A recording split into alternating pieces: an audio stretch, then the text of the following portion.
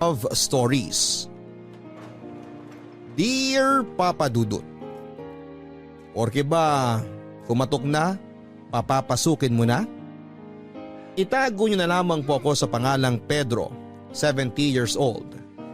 Nangyari ang ibabahagi ko sa inyo may 10 taon na ang nakakalipas. Sa edad kong ito marahil ay may mga nag-iisip sa inyo na baka masaya na akong nakapag-retire kasama ang pamilya ko. Sa totoo lang ay umabot na ako sa edad na ito ng mag-isa. Pinili kong mag-isa sa mahabang panahon dahil bukod sa nakasanayan ko na, pakiramdam ko ay yon ang makakabuti sa akin. Hindi ko inalintana ang mga sinasabi ng ibang tao na dapat ay naghanap ako ng makakasama ko sa buhay. Dahil hindi biro ang pag-iisa lalo na sa aking edad. Sinabi ng ilan na kailangang may mag-alaga sa akin. Sinagot ko sila at sinabing kahit sa edad ko, kaya kong alagaan ang sarili ko at hindi ako aasa sa iba para gawin yon. Naging matigas ang pagsagot ko sa mga pangungumbinse sa akin ng ibang tao tungkol sa aking pag-iisa. Tulad na lamang ng naging kapitbahay ko na si Donna. Mas matanda lang ako noon sa kanya ng 5 taon. Nagkaroon siya ng 7 anak sa 3 magkakaibang lalaki. Wala siyang nakarelasyon noong mga panahong kinukonsumi niya ako sa buhay ko. Pero hindi raw siya nawawala ng pag-asa na makajackpot na siya sa susunod niyang makakarelasyon. Uunahan ko na kayo Papa Dudut at mga kabarangay. Hindi naging kami ni Donna kahit mapunta pa tayo sa dulo nitong aking kwento.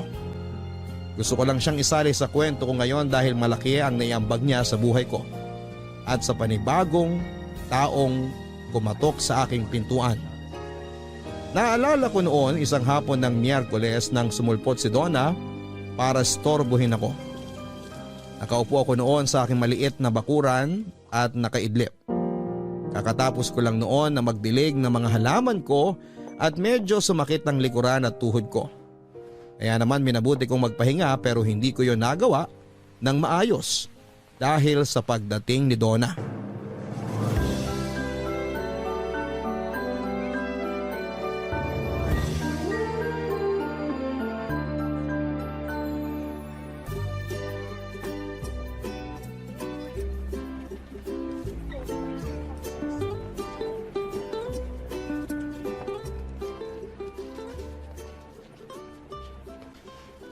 Kuya Pedro! Psst! Kuya Pedro! Ano na naman ba, Donna? Nakita mo nagpapahinga ako eh. Ay, akala ko kasi nagpapatan kayo eh. Nagpapatan? Yung ginagawa ng mga kano, yung nagbababad sa araw para medyo umitim.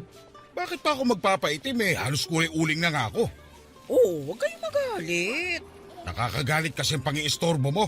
Ang sungit nyo talaga, Kuya Pedro. Hindi naman nagkakalayong edad natin pero kung makakuya ka eh, kala mo laki na agwat ko sa'yo. Ay, ganun ba? Mukha kasing 20 years ang tanda nyo sa akin eh. Eh dahil siguro yan sa dalas ng pagsusungit ninyo. Balita ko ay nakakatanda ang pagsusungit at pagkukunot ng noo. Kaya bawas-bawasan mo yun. Huwag mo nga ako pinakikialaman, Donna. Kung wala ka ibang kailangan, umalis ka na. Kailangan ko ng pahinga ngayon dahil marami na naman akong kailangan gawin sa bahay mamaya. Hindi ka nakakatulong. Ay, may maitutulong ako sa'yo, kuya. O sige, Pedro na nga lang. Pwede ba kitang tawaging Pedro? Mas maganda, huwag mo na akong tawagin kahit kailan. Ay, hala siya. Iba talaga kapag nagkakaedad na at mag-isa pa. Pati ang pag-iisa ko sa buhay eh, papakailaman mo pa talaga ha? Wala ka ba ibang magawa sa buhay mo? Maglinis sa bahay, magpakain ng sandamakmak mong anak. Tapos na lahat yan, kaya marami akong time para pagsabihan ka. Sinabi ko bang pagsabihan mo ako? Bakit? Anak mo ba ako? Naku, ikaw talaga, Pedro. Kung hindi ka lang lalaki, iisipin kong umuurong na ang regla mo. Ang sungit mo kasi. Magsusungit talaga ako sa mga taong walang ibang magawa, kundi usisain at pakailaman ang buhay ko. Ouch ha? Concern lang naman ako sa'yo. Bakit ka magiging concern? May sakit ba ako? Baldado ba ako? May nakatusok bang dextro sa akin? Naku, si Pedro talaga. Masungit na, pilosopo pa. Pilosopo ako sa mga taong walang ibang ginawa kundi... Makialam sa buhay mo. Alam ko na yan. Oo bakit nakikialam ka pa rin? Hindi naman sa nakikialam, pero gusto ko lang payuhan ka. Sinabi ko bang kailangan ko ng payo mo? Kailangan mo kahit hindi mo hingin. Umalis ka na lang doon na para mabuo ko pa ang pahinga ko. Mas lalo lang nagiinit ang ulo ko dahil sa'yo eh. Naalala ko nung karelasyon ko pa ang mga tatay ng mga anak ko. Marami yon. Sino sa kanila? Eh di sila lahat. Pambihira talaga tong babaeng to. Uy, wag mo na akong i-judge. Naging masaya naman ako sa mga ex ko kahit hindi kami nagkatuluyan. Masaya ba yung papalit-palit ka ng karelasyon? Masaya ba yung nag-iiwan sila ng mga anak sa'yo? Masaya ba yung para sa mga anak mo? Naku, pasalamat ka Pedro nakapagsimba ako last month ha. Hindi kita papatulan dyan sa mga sinasabi mo. Ang gusto ko lang naman puntuhin sa mga sinasabi ko try mo rin magmahal, umibig, lumandi. Try mo. Promise ko sa'yo, mawawala lahat ng galit mo sa katawan. Mas marunong ko pa sa akin eh. Masaya naman ako mag-isa. Sinasabi mo lang yan pero I'm sure kapag sumasapit ang gabi't mag-isa ka na lang sa kama, bigla kang malulungkot dahil wala kang makayakap at makwentuhan tungkol sa nangyari sa buong araw mo. Marami kong una na kayakap. Ay bakit ako kwentuhan mo ba sila? Marami akong halaman. Sila ang kinukwentuhan ko. Alin dyan sa mga halaman mong sumasagot sa mga kwento mo? Itong anthurium. Baka itong aloe vera. Ay, baka itong kalachuchi. Humanap ka na lang ng ibang kausap mo. O teka, hindi mo pa sinasagot ang tanong ko. Sino ang madaldal sa mga halaman mo? Ewan ko sa'yo, Donna. Ewan ko sa'yo. Lumabas ako noon ng bahay at pumunta kung saan para makaiwas na kay Donna. Hindi naman niya ako sinundan pero naramdaman kong pinagmamasdan niya kung saan man ako noon papunta. Ang balak ko lang sana noon ay magtago lang pagkalabas ko ng bahay at hintayin na makaalis si Donna. Pero hindi naman siya kaagad umalis noon sa bahay kaya napilitan akong lumiko ng ibang kanto. Naglakad ako kahit na masakit na ang mga tuhod ko at medyo inaantok pa. Siniguro kong matatagalan ako sa paglalakad para pagkabalik ko ng bahay ay wala na si Donna sa labas ng gate ko. Nagpahinga lang ako saglit at sumandal sa isang poste na nakita ko sa kabilang kanto. Inabol ko ang aking hininga dala ng matinding pagod. Hindi na talaga sanay ang katawan ko sa paglalakad ng malayo. Lagi lang kasi ako noon na nasa bahay at hindi talaga ako lumalabas kung hindi naman kailangan. Napilitan lang talaga akong lumabas para maiwasan na ang pakialamerang si Donna. Noong nakabawi na ako ng lakas, naglakad pa akong muli. Medyo natuwa ako dahil nakalanghap din ako ng ibang hangin bukod doon sa nakapaligid sa aking bahay. Hindi ko na inalintana ang pagsakit ng aking mga tuhod dahil nasiyahan ako sa pagbamasid sa paligid ko. Hanggang sa nadaanan ko ang isang maliit na bakery. Naglaway ako sa may nakita kong tinapay papadudot kaya kinapa ko ang aking bulsa. At nasaktuhan namang meron akong dalang barya mula sa sukli ko sa pinangbayad sa inuming tubig ko noong bandang umaga. Binilang ko yon at saka inisip kung ano ang kakayaning mabili ng mga baryang yon. Nakakuha ko ng 3 malunggay pandesal, isang Spanish bread at 2 puding. Natuwa ako dahil kasya na yon hanggang bukas ng hapon. Naglakad na ako pabalik sa bahay matapos iabot sa akin ng tendera ang mga nabili kong tinapay. Hanggang sa napansin kong sumunod sa akin ang isang gusgusing batang babae na tansya ko ay nasa 8 taong gulang lamang noon.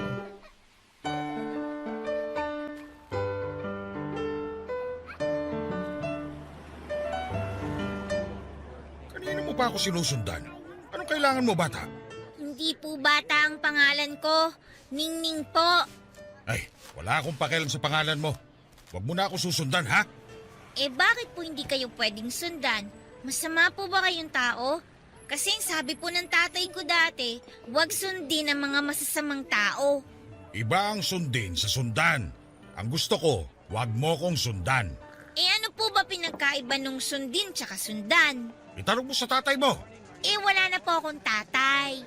Oh, problema ko ba yon? Sabi niyo kasi itanong ko sa tatay ko eh. Sumagot lang naman po ako. Ay, ang daldal mong bata ka. Yan nga rin po ang sabi ng tatay ko. Ay, umuwi ka na nga sa inyo. Wala na akong lakas para makipag-usap pa sa'yo. Wala po akong uuwian eh. Problema ko ba yon? Sabi niyo po kasi umuwi ako sa bahay namin. Sumagot lang naman po ako. Eh, pagkapiloso pa rin, no, Mingming. Ningning po, hindi Mingming. Hindi naman po ako nagmimiyaw. Wala akong pakialam sa pangalan mo. Ang gusto ko, sundin mo ang sinasabi ko. Hindi po susundan? Nakakaubos ka ng pasensya. Nagtatanong lang naman po eh. Magtanong ka sa ibang tao, huwag sa akin. Bakit hindi po pwede sa inyo? Hindi po ba kayo tao? Eto na naman tayo. Uuwi na ako. Huwag mo ako susundan, ha? Huwag kayong susundan o huwag kayong susundin? Alin po ba sa dalawa yung gusto nyo? Sundin mo ang sinasabi ko sa'yo. Huwag mo kong sundan. Ang sungit nyo naman po. Ang kulit mo kasi. Makulit po ako pero hindi naman po ako masamang tao. Bakit? May sinabi ba ako na masama ka? Kasi po 'di ba, pwede tayong magalit sa mga masasamang tao. Bakit kayo nagagalit sa akin? Hindi naman po ako masamang tao. Alam mo, subukan mo maghanap ng pwede mong makausap kasi ayoko makipag-usap sa'yo. Bakit naman po? Ayan na naman. Bakit ayan na naman po? Bata, Ningning po. Ningning, bibigyan kita ng isang pandesal. Talaga po? Salamat po! Kasi kanina pa po ako nagugutom eh. Kapag nagugutom ka ba nagiging palatanong ka. Hindi naman po. Marami lang po akong tanong kasi marami po akong gustong maintindihan. Hindi lahat ng bagay kailangan mo maintindihan. Kailangan mo lang tanggapin na ganun talaga yon. Po? Ay, kunin mo na lang tong pandesal at umalis ka na, ha? Sige po. Huwag mo ako susundan. Pero susundin ko po kayo? Oo, Pag susundin ko po ang sinabi nyo na huwag kayong susundan po, hindi na ba kayo magsusungit?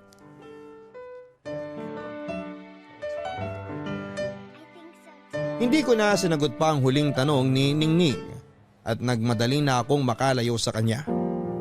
Nilingon ko siya nang nasa kalagitnaan na ako ng paglalakad at nakita kong kinain na niya ang malunggay pandesal na inabot ko.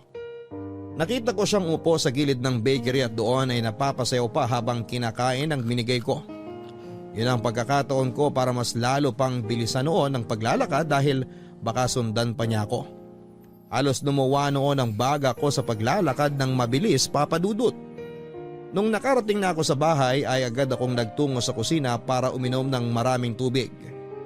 Napagod ako sa paglalakad ng mabilis pero mas napagod akong makiusap sa batang si Ningning. Bigla ko tuloy naalala sa kanya ang anak kong babae. Kaedad lang ni Ningning ang anak kong si Joy noong kinuha siya sa akin ng una kong naging asawa na si Letty. Tinakbo niya sa akin si Joy noong nakakilala siya ng isang lalaki na taga Middle East na nangako sa kanya ng magandang buhay.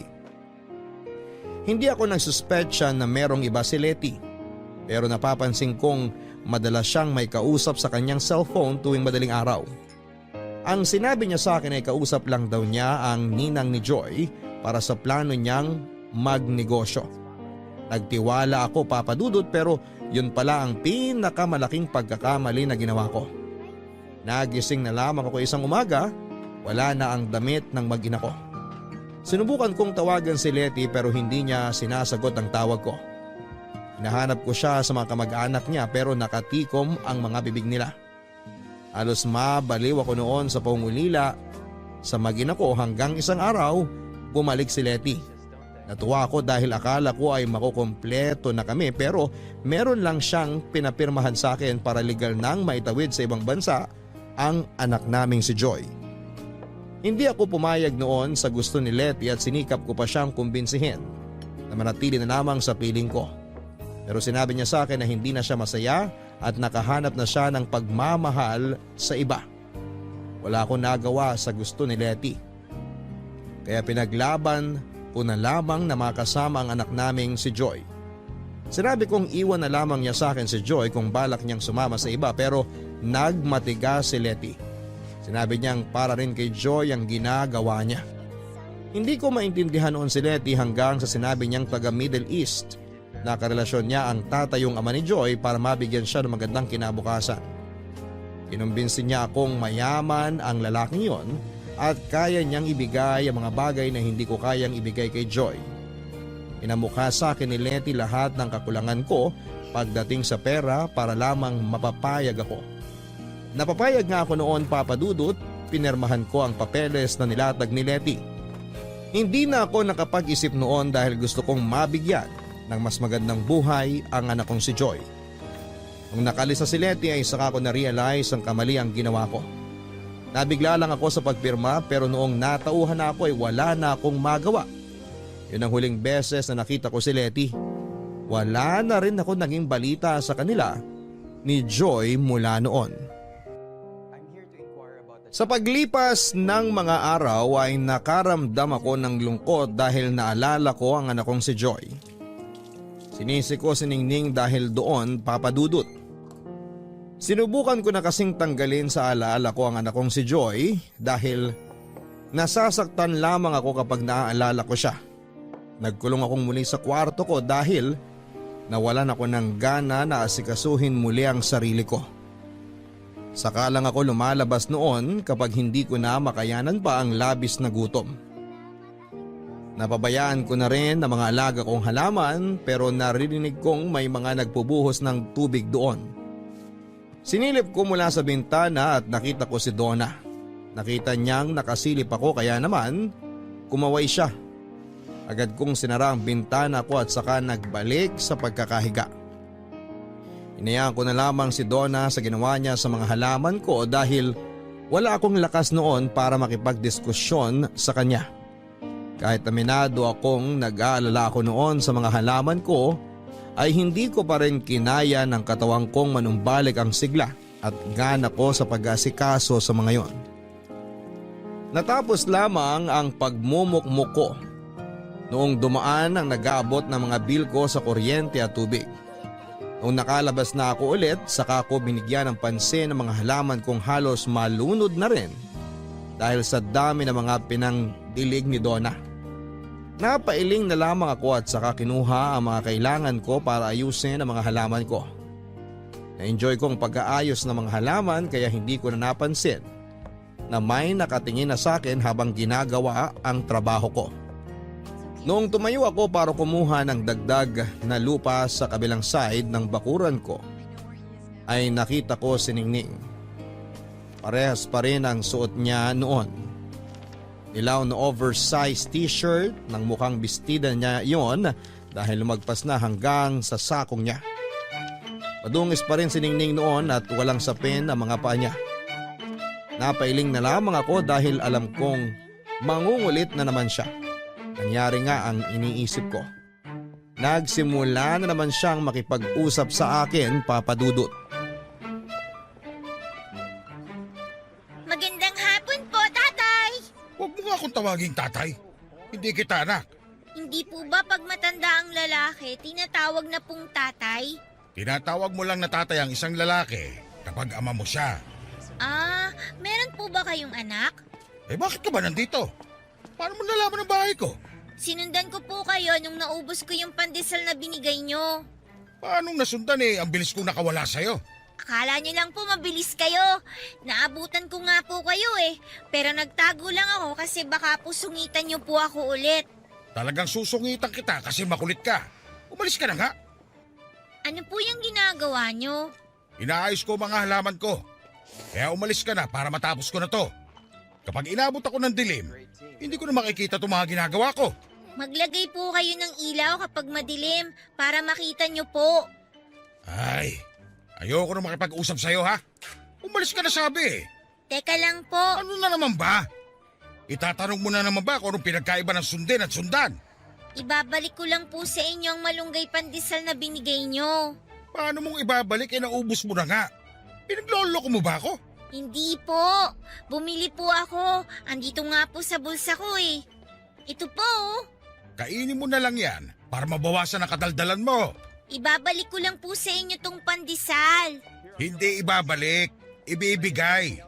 Pag ibabalik, ibig sabihin, hiniram lang. Bakit? Yun bang eksaktong pandesal na binigay ko sa'yo nung nakaraan ang ibabalik mo? Hindi naman, di ba? Ibang pandesal na yan, di ba? Naiintindihan mo ba? Hindi po. Ay, ang hirap mong kausap. Kayo nga pong mahirap kausap Gusto ko lang naman pong ibalik tong pandesal sa inyo. Wala ka na ngang ibabalik kasi naubos mo na yung pandesal na binigay ko sa'yo dati. Ibang pandesal na yung hawak mo. Parehas po kasi ng sukat, kulay, amoy at lambot ng pandesal na binigay nyo tong pandesal na nabili ko. Pero magkaiba pa rin yon. Natagalan po ako sa pagpili ng pandesal na katulad nung inabot ninyo. Tiningnan ko pong mabuti kung alin din yung kaparehas ng pandesal na binigay nyo eh. Wala ka nang mahahanap na katulad ng pandesal na binigay ko sa'yo dahil nag-iisa lang yun at naubos mo na. Kaya nga wala ka nang maibabalik sa akin, di ba? Naintindihan mo na. Hindi pa rin po. Basta po ang alam ko, sabi ng tatay ko dati, kapag may ginawa siyang mabuti ang isang tao, ibabalik mo po yun sa kanya. Mali ang pagkakaintindi mo sa sinabi sa'yo ng tatay mo. Mali po ba? Hindi niyo po kasi pinaliwanag sa akin ng mabuti eh. Kasi po nasa langit na po siya. Gaano ka naman kasigurado na nasa langit ang tatay mo? Napupunta raw po kasi sa langit ang mga tatay. Mali yan. O bakit naman po? Hindi lahat ng tatay napupunta sa langit. Yan na lang ang tandaan mo. O siya, umalis ka na para makapagtrabaho na ako. Napupunta raw po kasi sa langit ang mga tatay. Nanikip ang dibdib ko nang sabihin yon ni Ningning, Papa Dudut. Gustuhin ko man noon na makipagtalo pa kay Ningning ay hindi ko na rin nagawa pa dahil nang hina na naman ako ulit. Napupunta raw po kasi sa langit ang mga tatay. Paulit-ulit na naglalaro sa isipan ko ang linyang ito ni Ningning. Isa akong tatay pero sigurado ako noon na hindi ako mapupunta sa langit. Ni makasilip sa gate na ginawa ng Diyos, papasok sa kaharian niya ay imposible ko noon na magawa. Hindi ako naging mabuting ama hindi lang sa anak kong si Joy kundi sa isa ko pang anak na si Ira. Si Ira ang naging bunga ng pagmamahalan namin ni Mercy, ang pangalawa kong naging karelasyon. Natagalan bago ko sumubok ulit na magmahal after kong iwan ni Letty, Papa Dudut. Noong nakilala ko si Mercy ay sinubukan ko siyang iwasan dala ng takot na baka mawala rin siya tulad ni Letty at Joy. Kaya naman kahit nararamdamang kung gusto ko na si Mercy ay nagpigil ako. Pero talagang naging mapilit si Mercy na makilala ko at doon ay nagpaubaya na ako sa kanya. Muli akong sumugal na magmahal sa piling ni Mercy at hindi ko naman yon pinagsisihan. Pinaramdam ni Mercy sa akin na ako lamang ang mamahalin niya sa hirap man o sa ginhawa. Hindi ko siya noon magawang pakasalan dahil kasal pa ako noon kay Letty pero inintindi niya yon. Para sa kanya ay sapat na noon na magkasama kaming dalawa hanggang sa aming pagtanda. Pero hindi yun nangyari, Papa Dudut, dahil sa isang trahedyang sumira ng lahat sa akin. Umuwi ako noon ng probinsya para bisitahin ang kapatid kong nagkasakit. Iniwan ko ang mag-ina kong sina Mercy at Ira sa dati naming bahay. Isa yung malaking pagkakamali sa akin noon, Papa Dudut. Nakiusap sa akin sina Mercy na sumama na lamang sa pag-uwi ko sa probinsya pero tumanggi ako dahil sabi kong balikan lang naman ako, Papa Dudut. Sinabi ko rin na kailangang may magbantay sa bahay. Hindi ko na naisip noon na ang mag-ina ko ang kailangang mabantayan mula sa mga masasamang loob. Nalaman ko na lamang pagka-uwi ko na pinatay ang mag-ina ko ng 3 lalaking nanloob sa bahay namin. Andito ka na naman, bata ka. Kahapon lang andito ka na. Tapos ngayon. Ningning na lang po ang itawag niyo sa akin. Kayo po, anong itatawag ko sa inyo? Wala kang dapat itawag sa akin dahil hindi kita kilala. Ako nga po si Ningning. Ano na naman ba kailangan mo? Wala na po kasi akong mapupuntahan eh. Nalibot ko na lahat dito. Lumibot ka ulit. Pero umiwas ka rito sa bahay ko. Gusto ko po kasi kayong makausap eh. Ayaw kitang kausap. Marami akong ginagawa. Nakaupo lang naman po kayo tapos nagpapaypay. Nagpapahinga lang ako. Pambuelo ko ito sa dami ng kailangan kong trabahuhin mamaya. Mamaya pa naman po pala yung trabaho nyo. Baka po pwedeng magkwentuhan muna tayo. Kahit ako na lang po yung magpaypay sa inyo para hindi kayo mapagod. Ano ba magkwentuhan? Umarap ka nga ng mga kaedad mo. Doon ka makapagkwentuhan, hindi sa akin. Gusto ko po kayong kausap kasi natututo po ako sa inyo eh. Wala ka matututunan sa akin. Umalis ka na. Meron po. Sabi nyo nga eh, hindi lahat ng tatay napupunta sa langit. Yun lang ang paniniwala ko. Ay, asan ba ang nanay mo? Hindi ko na po nakilala ang nanay ko eh. Iniwan daw po ako sa tatay ko nung baby pa lang ako. Sinabi ba ng tatay mo yan? Hindi po. Yun po yung naging asawa po ni tatay. Stepmother mo? Yun po bang tawag dun? Kapag di mo nanay ang kinakasama ng tatay mo, stepmother ang tawag doon. Stepmother? Asan ang stepmother mo? Bakit hinahayaan kanyang gumala sa ganyang itsura mo, ha? Hindi ko na po alam eh. Paano hindi mo alam? Nung nilibing po kasi si tatay, sumakay kami ng bus. Tapos iniwan niya po ako sa kalye. Ano? Ba't yung ginawa yun sa'yo? Eh sabi po kasi niya, para raw po akong pusang kalye. Mabubuhay daw po kahit mag-isa ko lang. Kalokohan. Totoo po yun. Nabuhay naman po ako eh. Tsaka po sabi niya po, kapag niligaw niya ako, may makakahanap po sa akin. Aampunin daw po ako tsaka mamahalin. Parang yung dati kong pusa na napulot namin ng tatay ko. Tao ka. Hindi ka pusa para iligaw. Ay. Okay, kumain ka na ba? Mamaya pa po kapag gabi na, may nag-iiwan po ng pagkain dun sa paradahan ng jeep eh. Aabangan ko lang po yun. Bubuksan ko ang gate. Papapasukin niyo na po ako sa bahay niyo? Hanggang dito ka lang sa bakuran ko, ha?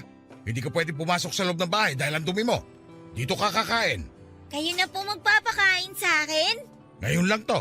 Sa susunod, bumaya ka ulit sa mga pusa na naghahanap ng pagkain sa kalye. Naiintindihan mo? Nagpainit ako ng tubig para sa instant noodles na pinakain ko kay Ningning. Pinagtimpla ko rin siya ng gatas at inabutan ng isang basong tubig. Binigyan ko rin siya ng chocolate na panghimagas niya at natuwa siya. Binulsa niya yon para may kainin daw siya kinabukasan. Niyaan ko siyang manatili sa bakuran ko dahil paggabi na rin noon. Aminado ako, natakot ako na baka sa kakagala niya ay may makasalubong siyang masamang tao. Kaya naglabas ako ng unan at kumot at nilatagan siya ng karton para pagtulugan sa ibaba ng bahay ko. Nagpasalamat naman siya sa akin at sinabing mabuti raw akong tao. Pagkagising ko kinabukasan ay nakita ko siyang nagpupulot ng mga tuyong dahon para itapon sa basurahan. Pinagluto ko siya ng itlog at corned beef para makapag-almusal na siya. Iniling niyang sabayan ko siyang kumain dahil meron pa raw siyang gustong itanong. Napilitan akong samahan siyang mag-almusal at sagutin lahat ng mga tanong niya sa akin. Sa paglipas ng mga araw ay nasanay na akong kasama si Ningning. Tinulungan niya ako magayos ng hardin at siya na rin ang kumukuha at nag-aabot ng mga bill ko sa kuryente at tubig. Hanggang isang araw ay pinapasok ko na siya sa loob ng bahay ko. Nagtiwala na ako sa kanya at binigyan siya ng matutulugan niya sa sala. Isang araw ay nagising na lamang akong katabi na si Ningning sa aking higaan dahil natakot daw siya sa sala.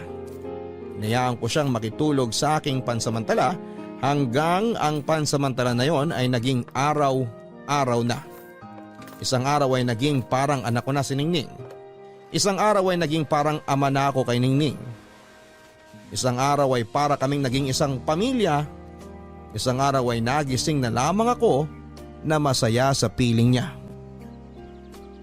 Malaki ang naging pagbabago sa buhay ko mula nang dumating si Ningning, Papa Dudut. Nabawasan na ang pagiging masungit ko at nakakangiti na rin ako.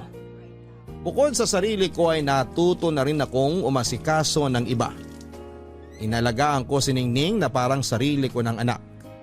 Binilhan ko siya ng kailangan niya at nagpunta kami sa Divisoria para bumili ng mga damit niya at mga laruan. Nahiya pa nga siyang magpabili sa akin dahil baka raw ilista kong utang niya.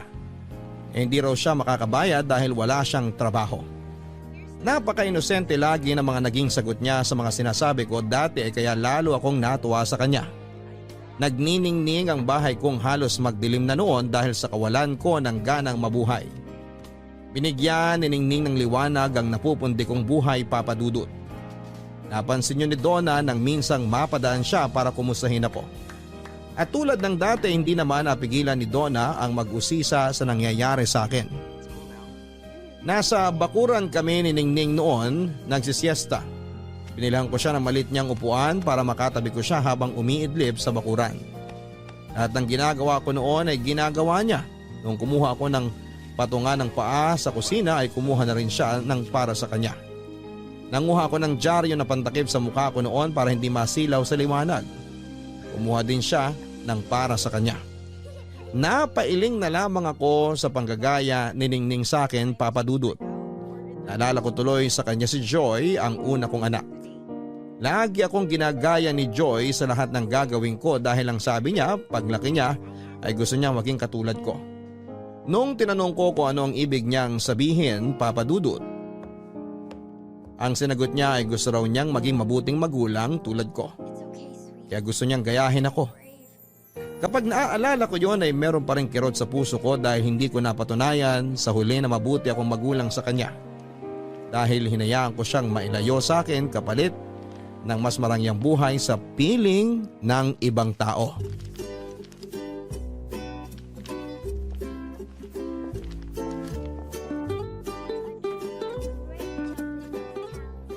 Bakit po may dyaryo sa mukha ninyo? Ano kayo, mga tinapa?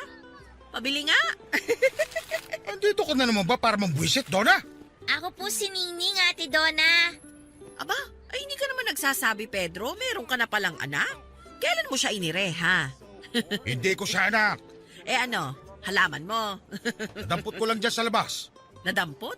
Ano, pusa lang? Yun nga po ako, pusang ligaw. Meow, meow. Hoy, Pedro! Ikaw ba talaga yan? Okay, bakit? Tumatawa ka na? Kailan mo pa natutunan yan, ha? Umalis ka na nga, Donna.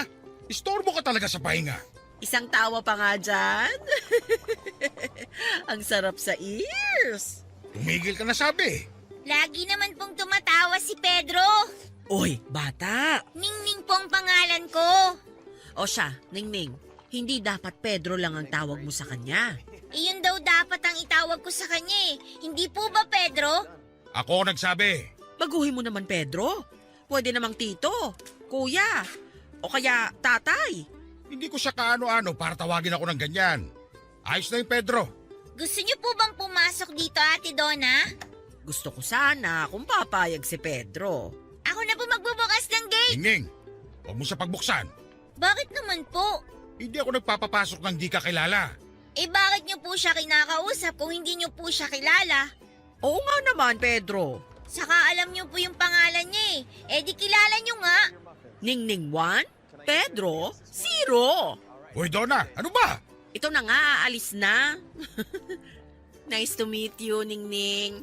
Huwag po muna kayong umalis. Samahan niyo po kami ni Pedro. Magluluto kami ng champurado pang merienda. Ay, paborito ko ang champurado. Sige, game ako dyan.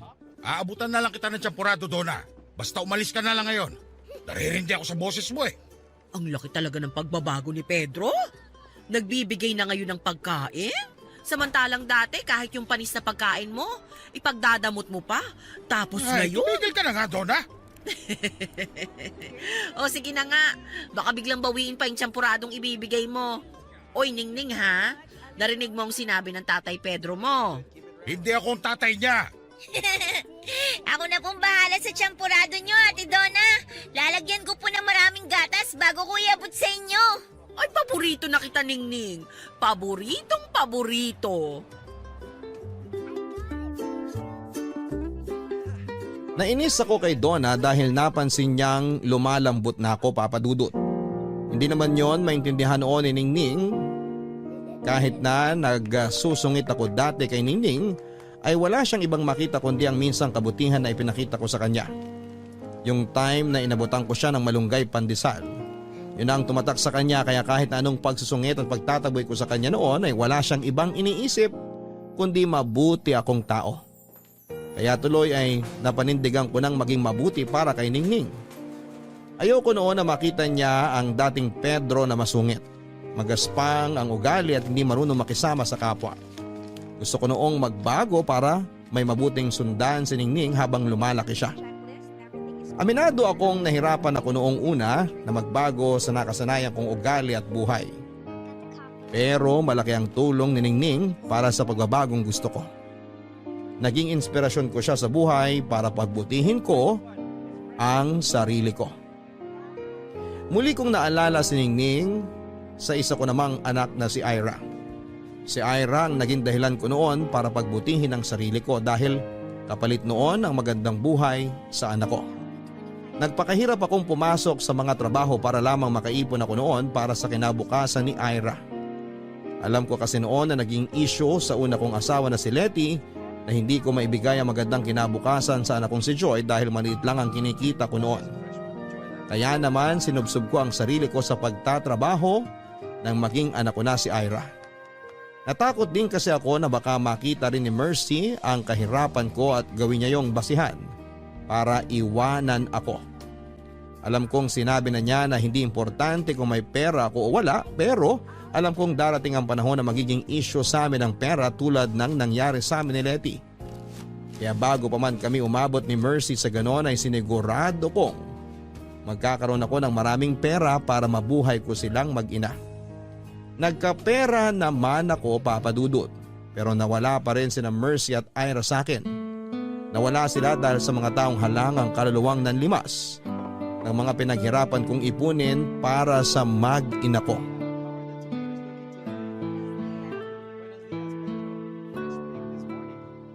Matulog na tayo. Bakit po ang aga nating matulog ngayon? Wala na po ba tayong mapapanood sa TV? Meron naman. Eh di manood na po muna tayo. Kukuha po ako ng gatas na iinumin natin habang nanonood. Ningning, matulog ka na. Bukas na lang tayo bumawi na manood ng TV. Bakit naman po? Kasi maaga tayong pupunta sa school bukas. School? May kakilala akong teacher. Magpapatulong ako para makapasok ka na sa school. Pag-aaralin niyo po ako? Bakit naman hindi? Ayaw mo ba? Gusto ko po! Gusto ko po! Yun naman pala eh. Kaya matulog ka na ha? Para mabilis kitang magising bukas. Pwede na po ba ako mag-aral kagad bukas? Siyempre hindi pa. May mga kailangan pang ayusin bago ka makapasok sa school. Kaya nga lalapitan ko muna yung teacher na kakilala ko para matulungan ako sa pag-aaral mo eh. Matuturuan na po ba akong magsulat ng pangalan ko? Hindi lang magsulat ng pangalan mo, pati magbasa. Masasabayan ko na po kayo magbasa ng dyaryo! Huwag muna dyaryo ang basahin mo. Mga libro muna galing sa school. Eh kailan po ako pwede magbasa ng dyaryo? Kapag lumaki ka pa ng konti. Paano po kung hindi na ako lumaki? Ano ba namang tanong yan?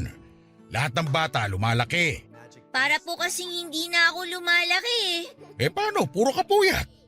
Matulog ka lagi ng maaga para lumaki ka pa. Good night po, Pedro! Oh, nasamid ka ba? Hindi po. Makati lang po yung lalamunan ko. Ano bang kinain mo?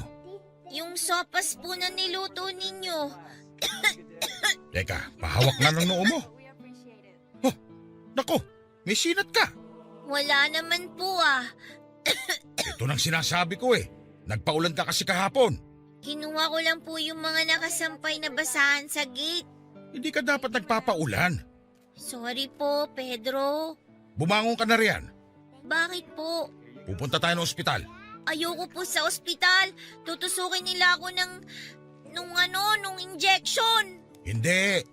Painumin ka lang ng gamot. Walang injection. Dito nyo na lang po ako painumin ng gamot. Wag na po sa ospital. Ay hindi pwede.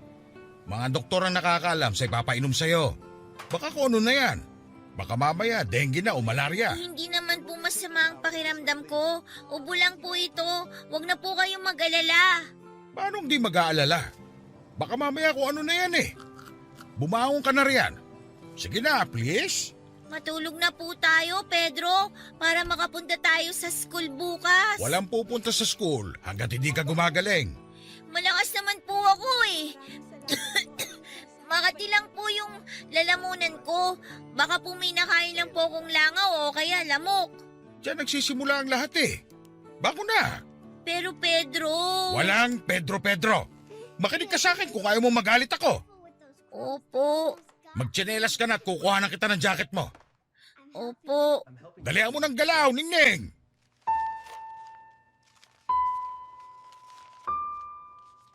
Hindi ko sinasadyang masigawan noon si Ningning pero natakot lamang ako sa sinat niya.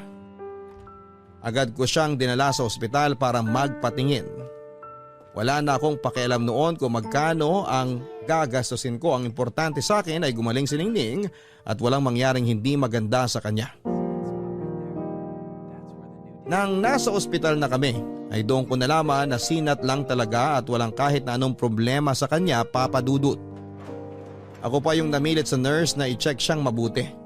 Nagpresenta rin ako magbayad ng doble kung kailangan, masigurado lamang na totoong ligtas si Ningning. Pinakalma ako ng nurse at sinabing wala akong dapat na ipag-alala dahil walang kahit na anong problema sa kalusugan si Ningning. Talagang sinat lang daw yon at normal lang sa mga bata at hindi pa rin ako napanatag. Pero noong initian ako ni Ningning ay nawala ang lahat ng takot ko. Nakahinga ako ng maayos at hindi ko na inisip pa na may problema sa kanya.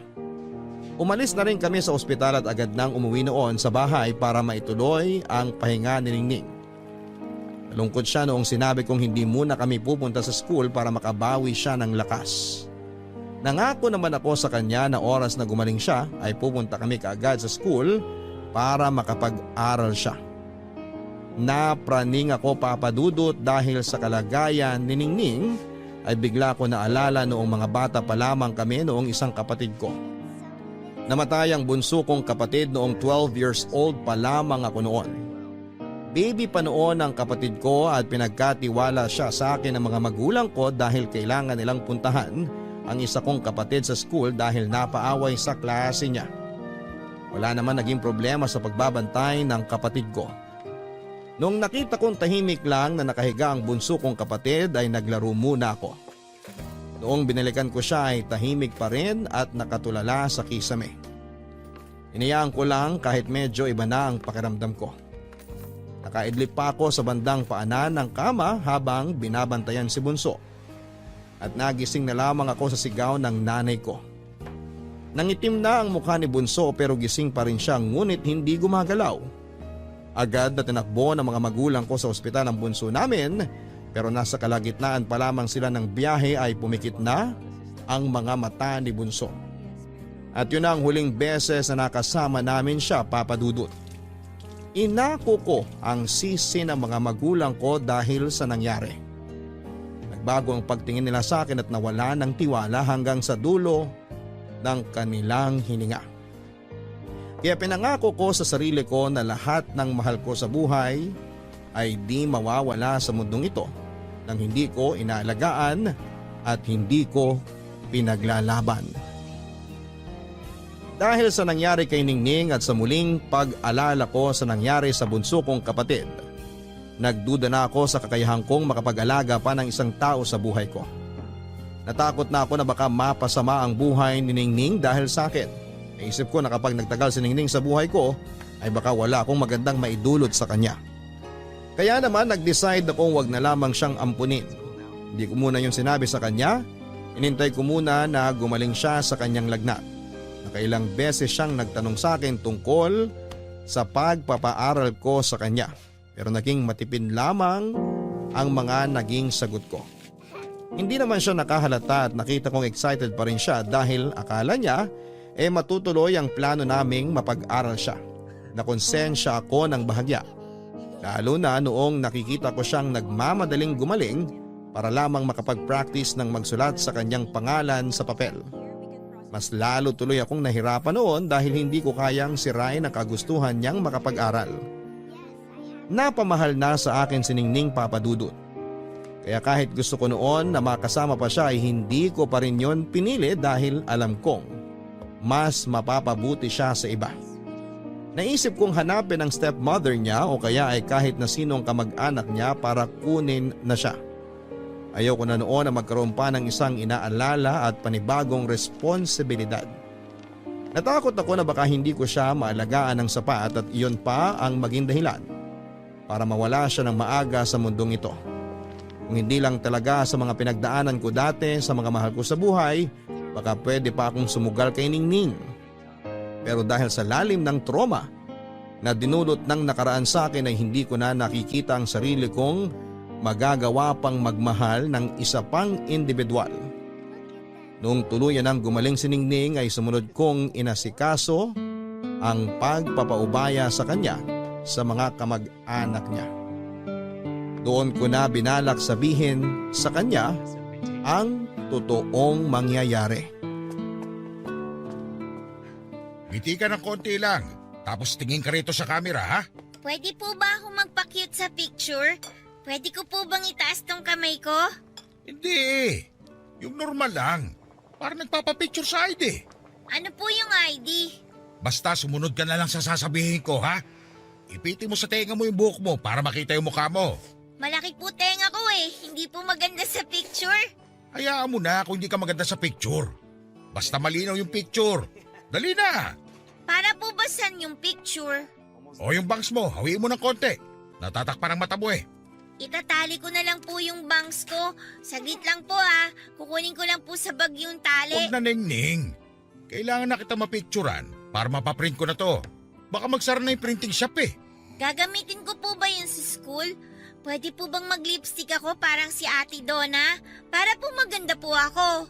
Hindi na kailangan. Bawal po ba sa school ang lipstick? Hindi naman kasi to gagamitin sa school. Eh para saan po yan? Basta. Pwede bang dalawa po tayo magpa-picture? Ilalagay ko po sa bulsa ko palagi. Hindi na kailangan. Ikaw lang dapat ang mapicturan ngayon. Eh bakit ako lang po? Ang dami mo namang tanong, Ningning eh.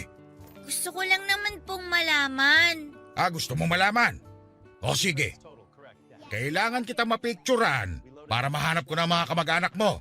Bakit niyo po hahanapin mga kamag-anak ko? Aampunin niyo na rin po ba sila dito? Kasi ibabalik na kita sa kanila. Bakit niyo po ako ibabalik sa kanila? Ayaw niyo na po ba sa akin? Hindi na kita kayang alagaan. Sarili ko nga hindi ko maasikaso, ikaw pa kaya? Ibabalik niyo po ba ako dahil hindi ako naguhugas ng paa bago matulog? O dahil po ba laging baliktad ang tsinelas ko? Hindi yun ang dahilan. Uubusin ko na po yung gulay na pinapakain niyo sa akin. Inom na rin po ako palagi ng maraming tubig. Kailangan mo na nga bumalik sa totoo mong pamilya. Ayaw niyo na po ba ako maging pamilya niyo? Ay, bata ka pa. Hindi mo maiintindihan. Pag lumaki ka na, mauunawa mo itong ginagawa ko para sa'yo. Pag matutulog po ako sa hapon, lalaki na po ako agad, di ba? Hintayin niyo na lang po ako lumaki. Hindi ka pwedeng lumaki sa poder ko. Ay, Ningning. Gusto ko mang ipaliwanag sa'yo lahat, pero hindi mo talaga maiintindihan. Kapag nag-school po ako, Pedro, maiintindihan na po kita. Kasi sabi ni Ate Donna, magigising daw yung utak ko sa school. Tatalino daw po ako. Yung totoong pamilya mo na lang magpapaaral sa'yo. Eh pero... Ningning naman! Ang tigas talaga ng ulo mo. Ngayon nagsisisi na ako bakit pa kita pinapasok dito sa bahay ko eh. Sakit ka lang ng ulo. Pedro! Umayos ka na ng tayo para mapicturean na kita. Para matapos na to. Dali mo! Pedro! Ano? Ayaw niyo na ba ako maging anak?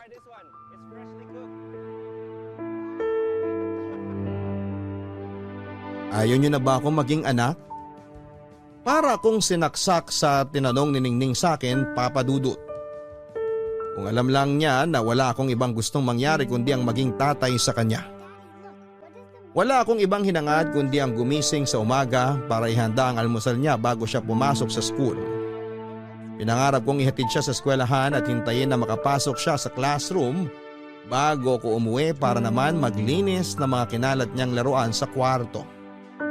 Nangarap akong maturuan siya sa mga assignment niya bago siya matulog sa gabi.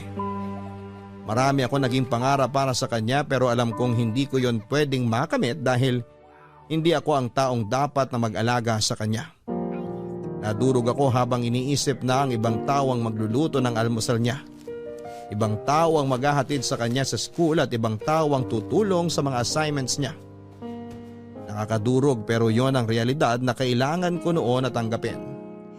Na-realize kong hindi ko kayang maging ama para kay Ningning dahil hindi pa ako buo at marami pa akong kailangang ayusin sa sarili ko. Papa Dudut, gustuhin ko man noon na ariin siya bilang sarili kong anak ay hindi ko yon magawa dahil hindi pa ako naghihilom sa nakaraan. Ayokong ang mga naging sugat ko sa nakaraan ang maging dahilan para hindi ko siya mabigyan ng magandang kinabukasan na dapat ay para sa kanya. Mahirap man pero tinuloy ko ang paghahanap sa mga kamag-anak ni Ningning. Kung saan-saan ako napunta para lamang maihatid na sa kanila si Ningning pero nabigo ako. Pinaskil ko na rin ang ibang larawan ni Ningning pero wala ni isa ang tumawag sa akin para kunin siya, Papa Dudut. Nakulitan na ang mga pulis sa akin dahil sa pabalik-balik ko sa kanila. Nahiya na rin ako at hindi na umulit pang magtanong sa kanila at lumipas ang mahigit 3 buwan pero wala akong naging balita sa ginawa kong paghahanap sa mga kamag-anak ni Ningning. Nalungkot ako at tinanggap na marahil ay wala nang ibang gustong kumupkop kay Ningning kaya nga siguro siya iniligaw na parang pusa ng kanyang stepmother. Kaya naman pinapunta ko si Donna sa bahay para humingi ng pabor.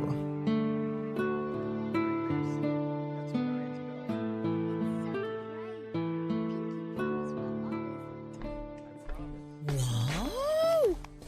Ang ganda pala ng loob ng bahay mo, Pedro. Yayamanin. Maupo ka. Salamat.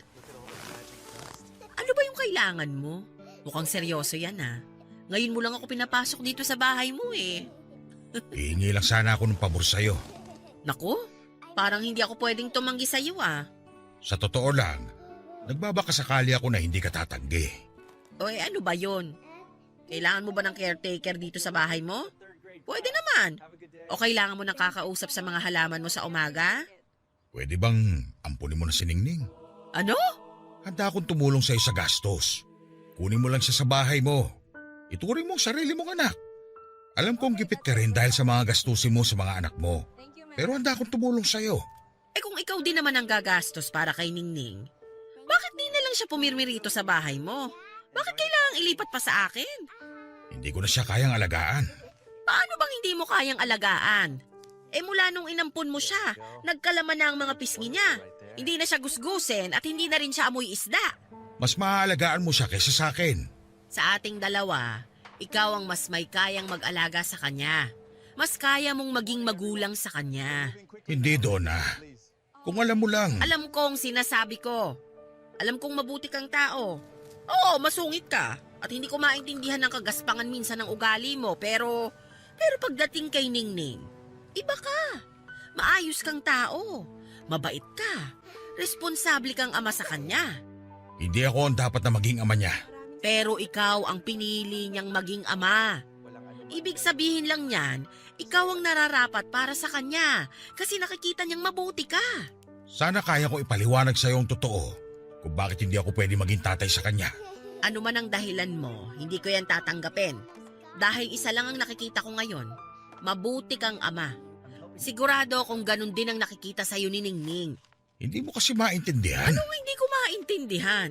Yung pagbabago mo mula nung dumating si Ningning? Yung pag-aliwalas ng mukha mo mula nung pinatuloy mo siya rito sa bahay mo? Halos hindi na nga kita makilala, Pedro. Dahil nasanay ako sa kasungitan at pag-iisa mo. Pero napakaganda ng pagbabago mo. Kung mawawala si Ningning, babalik ka lang sa dati. Didilim na ulit ang pagmumukha mo. At ano namang masama kung bumalik ako sa dati?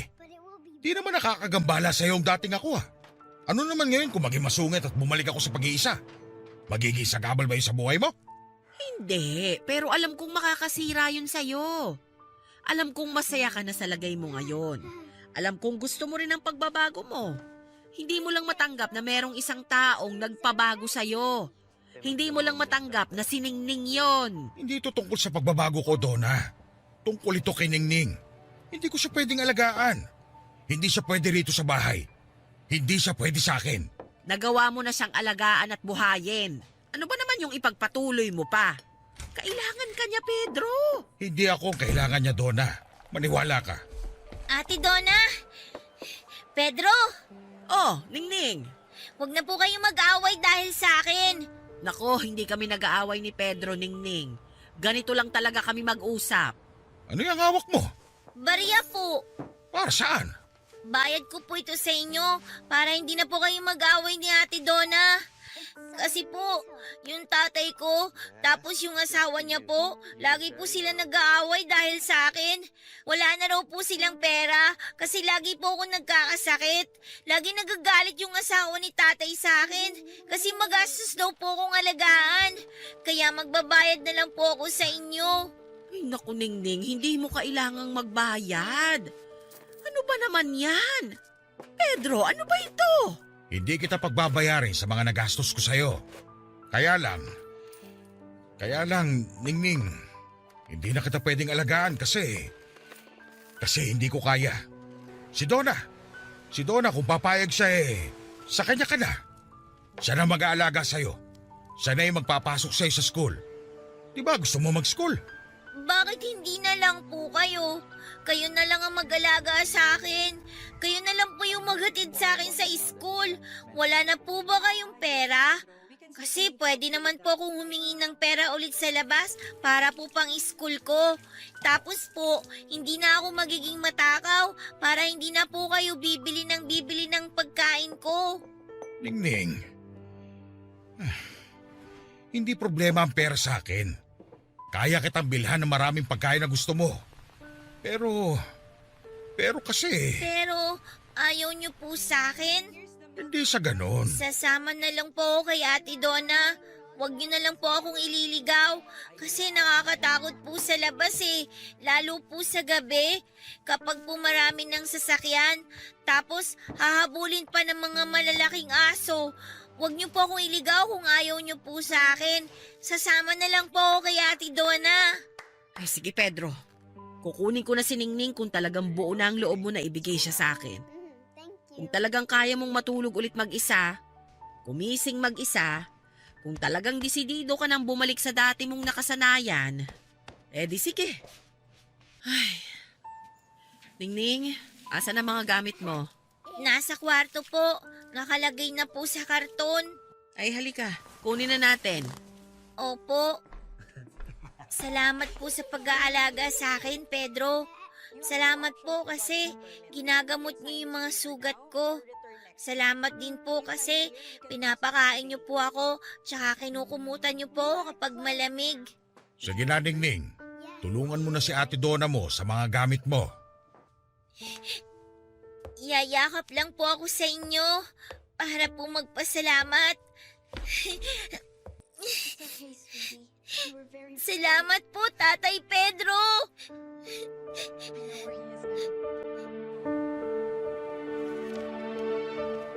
Tatay Pedro, napakagaang pakinggan. Tinawag ako ni Ningning na tatay at doon ako tuluyang nagiba, Papa Dudut. Nawala lahat ng pagpapanggap kong matapang ako. Mas nakaramdam ako ng takot dahil nagustuhan ko ang pakiramdam na tawaging tatay. Naisip kong hindi ako yon. Matagal akong natakot na muling maging tatay dahil 2 bata na ang hindi ko naalagaan ng wasto. Pero noong niyakap ako ni Ningning at tinawag akong tatay, yung takot ay andun pa rin pero tinulak ako ng takot na yon para mas makita ng malinaw na handa na ako. Handa na akong maging tatay muli. Ang takot na naramdaman ko ang nagpamulat sa akin ng ganon talaga kapag magulang ka. Laging may takot na hindi mo magampanan ang iyong responsibilidad pero ang takot na yon ang siyang magtutulak sa iyo para mas pagbutihan pa. Niyakap kong pabalik si Ningning at doon ay tuluyan na akong napaiyak. Doon ko naramdaman na mas takot akong mawala siya kesa sa takot kong hindi siya maalagaan ng tama. Hindi ko na siya pinakawalan pa noon, Papa Dudut. Ako na ang naging tatay ni Ningning mula nung araw na yon. At hindi ko yan pinagsisihan hanggang sa dulo ng hininga ni Ningning. Makalipas lamang ng 5 taon, Papa Dudut, ay binawi na ng Diyos si Ningning sa akin. May matagal na palang karamdaman noon si Ningning kaya siya nagawang iligaw ng kanyang stepmother. Isang malaking himala na nga lang na nabuhay pa siya ng 5 taon pagkatapos mag-cruise ng aming landas. Ayon na rin sa mga doktor na nakausap ko, marahil ay isa yung himala pero sa akin, yun ay dala ng pagmamahal. Pagmamahal ko ang nagdagdag sa buhay niya. Sa ngayon ay pinagpapatuloy ko ang buhay, Papa Dudut, kahit nawala siya. Lagi akong naglilibot sa mga kalye para magpakain ng mga batang wala ng magulang. Yun ang naging paraan ko para alalahanin ang naging buhay ni Ningning. Hindi na ako nakaramdam pa ng takot, Papa Dudut, kung meron man ulit na kumatok sa buhay ko para makasama ko. Hindi ko na siya pagdadamutan muli ng atensyon. Yun ang itinuro sa akin ni Ningning at hindi na ako takot na magpapasok muli sa buhay ko dahil ang kapalit naman noon ay ang kasiyahan kahit alam kong panandalian lamang. Hanggang dito na lamang po ang aking liham. Ako ang inyong kabarangay forever, Pedro. Lahat tayo ay merong kinakatakutan. Ang ilan sa atin takot na mag-isa. Ang ilan sa atin ay takot na maiwanan at may kanya-kanya tayong dahilan sa mga takot natin na nag-uugat sa ating nakaraan. Ang mga takot sa kasalukuyan ay dahil sa mga hindi nasasagot na tanong sa ating mga nakaraan. Maaaring hindi nabigyan ng linaw ang mga katanungan kahapon, kaya takot kang sumugal sa ngayon. Kung sakali mang ganito ang iyong pakiramdam ay hindi ka nag-iisa. Panigurado akong meron kang kasama. Hindi lang ikaw ang takot, hindi lang ikaw ang tumatakbo sa iyong nakaraan. Marami kayo. Marami tayo. Hindi nakakahiyang ilantad sa iba ang totoong dahilan ng iyong mga takot. Kailangan mo lang ng mga taong makakaunawa at mga taong handang magpasensya. Normal na ikay matakot, huwag kang mag-alala